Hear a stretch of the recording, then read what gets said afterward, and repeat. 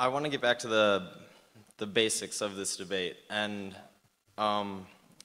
Professor D'Souza, you touched on this a little bit using the free will argument. I want to know how you can reconcile your statement that belief is a good thing when so many lives have been lost due to the differing opinions of religious views. There's a factual and a theoretical comment to be made on that. First, I think you're flat out wrong on the Inquisition. Not that the numbers game is crucial, but the Inquisition in the Americas caused Father Bartolomeo de las Casas to convene a great meeting at the University of Salamanca to consider whether the Christian world should ever have gone as conquistadors, because the genocidal price paid by the people of old Colombia, pre-Colombia, was so high.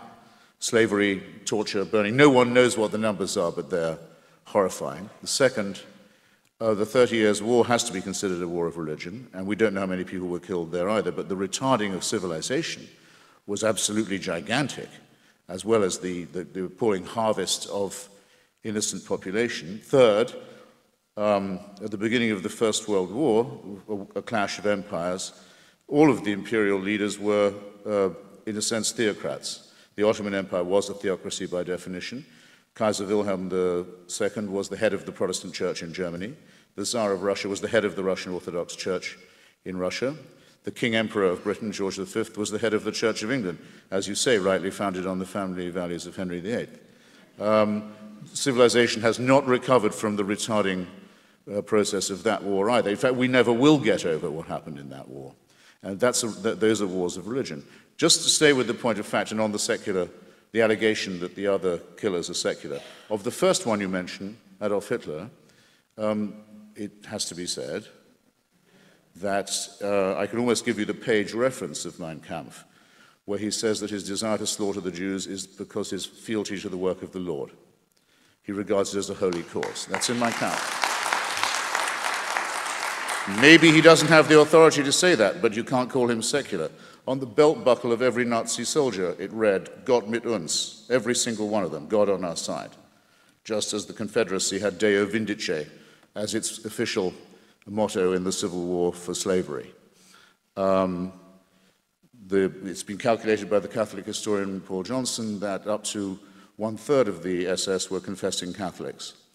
If you change the word fascism, if you take it out of the history of the 1930s, just remove it, pretend it doesn't exist, call it a propaganda word, insert instead extreme Christian right wing, you have not to alter, you don't have to alter a thing about the spread of fascism from Portugal through Spain, across to Croatia, to Slovakia, where the head of the Nazi puppet regime was a priest in holy orders, Father Tiso.